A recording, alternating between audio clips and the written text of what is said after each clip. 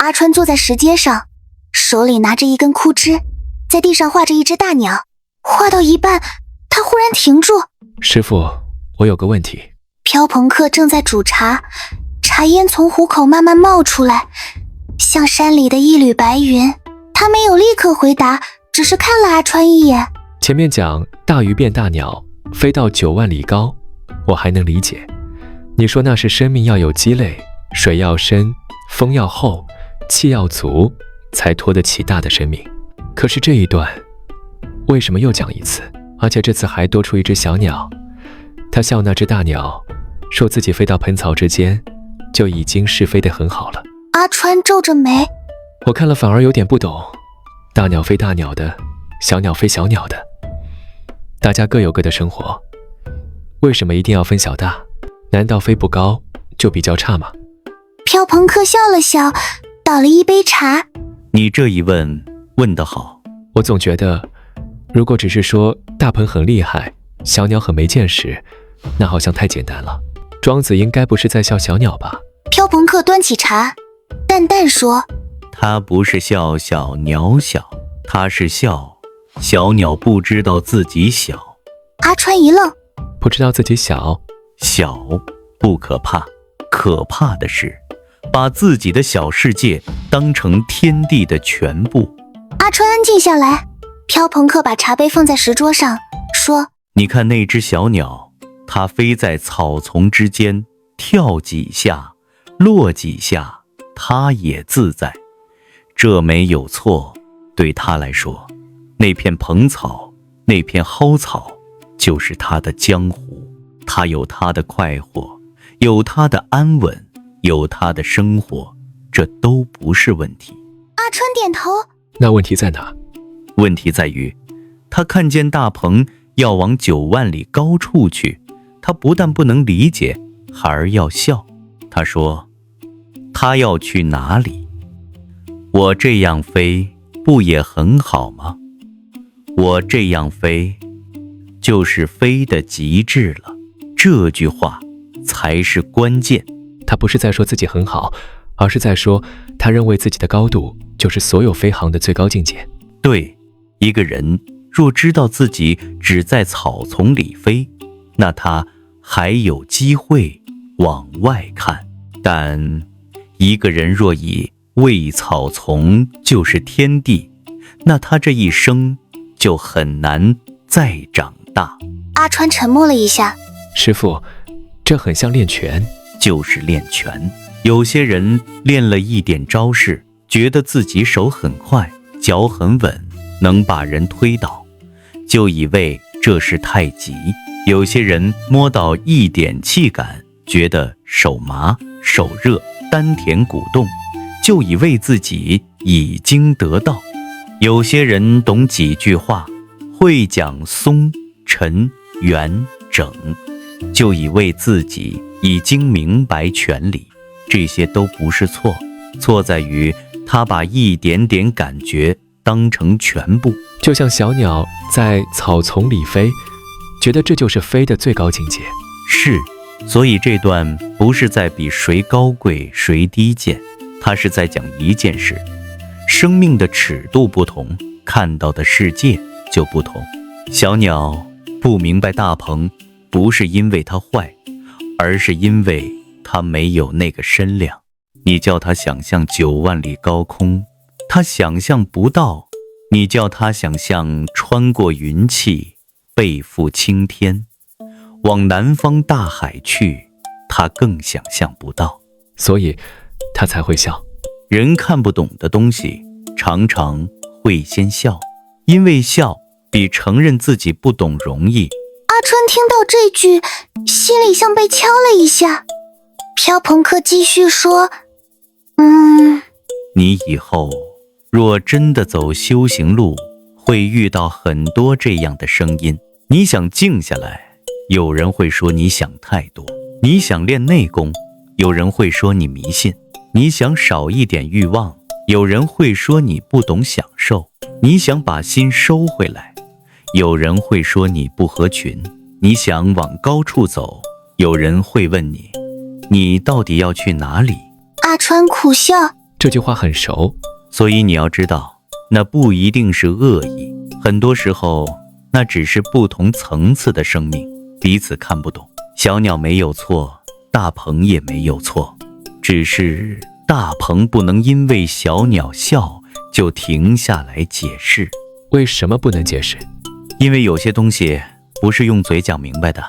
你跟小鸟说天上有9万里，它不信；你跟它说云上还有青天，它也不信；你跟它说南方有大海，它可能浑会笑你做梦。不是因为你讲得不好，是因为它的翅膀还没有长到那里。阿川低头看着自己画的大鸟，那修行是不是也一样？飘朋克点头，一样。太极的路，从外形看，大家都在慢慢比划，可是有人只是手脚在动，有人是腰胯在动，有人士气在动，有人是神意在动，有人看起来没动，里面却天地相磨，阴阳自转。外行人看起来都差不多，可是内里的世界差了不知多少层。那大鹏飞上9万里，靠的是翅膀大吗？飘朋克摇头，不止，翅膀大只是条件，真正让它上去的是风。阿川眼睛一亮，风？对，大鹏不是硬冲上去的，它是借旋风而上。那个风不是直直吹的，而是盘旋的、翻转的，像羊角一样往上卷。这就很像太极的劲，真正的劲不是直线顶出去，直线顶是着力，真正的劲是螺旋，是圆，是身体，里面一层一层转起来，脚下有根，胯里能松，腰脊能转，肩肘能沉，手上才会有活的力量。所以大鹏不是靠蛮力飞，而是靠势。对，小鸟靠自己跳，大鹏靠天地之风。小鸟用的是肌肉，大鹏用的是大势，这就是小大之分。阿川若有所思，飘朋克又说，练拳也是如此，初学者一碰到人就想用手推，再进一步知道用腰，再进一步知道脚下生根，再进一步知道不是自己去推人，而是让对方的力进入自己的原理，再从原理转出去到更深处。不是你在用力，是天地之气、身体之势、心神之定自然合在一起。那时候力不是你硬挤出来的，是你够松、够沉、够空，所以大的风拖得起你。阿川轻声说，水不厚，载不起大船；风不厚，拖不起大鹏。飘朋克笑了，你记住这一句就好。一个人要做大事，先不要急着问自己能不能飞，先问自己水够不够深，风够不够厚，你的心量够不够大，你的气够不够沉，你的日常积累够不够久，你的身体有没有松开，你的欲望有没有稍微放下，你的念头有没有慢慢收回来，这些才是风。可是师父，如果我现在还只是小鸟，那怎么办？飘朋克看着他，语气温和下来，那就好好当一只知道自己还小的小鸟，不要急住装成大鹏，也不要笑大鹏，更不要把蓬草之间的小自在当成天地的尽头。你现在能飞几尺，就先把这几尺飞稳；你现在只能站10分钟桩，就把10分钟站真；你现在只能松一点肩，就把那一点松守住；你现在只能看见一个念头，就先不要被那个念头拖走。小有小的修法，大有大的境界，小若肯积，终有一日会变大。所以庄子不是叫小鸟立刻变大鹏，不是，它是叫人不要自满。小鸟若安于小，而不嘲笑大，它也自在；大鹏若知其大，而不轻视小，它也逍遥。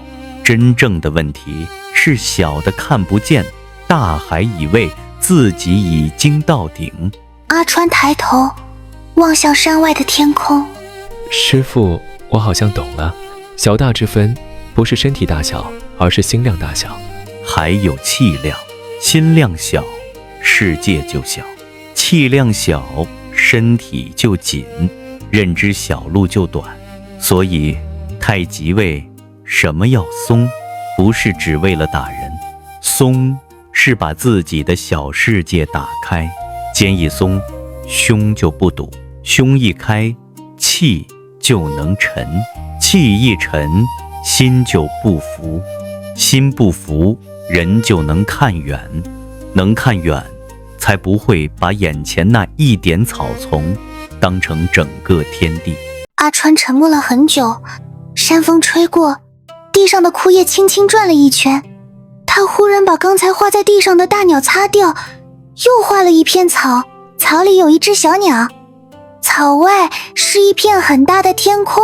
师父，我以前听这段总以为是在讲大鹏很伟大，小鸟很可笑，现在才知道重点不是笑谁，重点是提醒人不要太早替自己的生命下定论。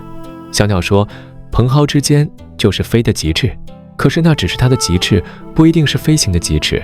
人也是一样，我今天觉得自己已经懂了，也许只是懂了一点点。我今天觉得自己很稳，也许只是还没遇到更大的风。我今天觉得自己很会练，也许只是还没看过真正深的人。飘朋克没有说话，只是静静听住。阿川继续说，所以修行最怕的不是现在小，而是小了以后还以为自己很大。练拳最怕的也不是功夫浅，而是浅了以后还以为自己到底了。真正的大不是看不起小，真正的小也不是没有价值。小若知道天地还大，就有长大的可能；大若知道自己也是借风而起，就不会骄傲。阿川抬头看着远方的云，我懂了，大鹏之所以能飞，不只是因为它大，是因为它等得到风，沉得起风，接得动风。而我现在要做的不是急着飞9万里，是先把自己的水养深，把自己的风养厚，把自己的心松开。有一天若真有大风来，我才不会被吹倒，我才有可能顺着那股风往更远的地方去。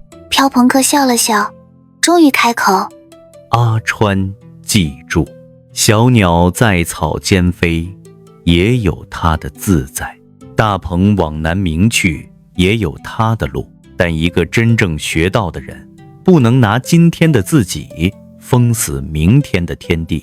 你可以从蓬蒿之间开始，但你的心不要只活在蓬蒿之间。阿川低声说，所以小大之变其实是生命能不能继续打开的分别。飘朋克点头，正是飞得高不高还是其次，最要紧的是你心里还有没有天空。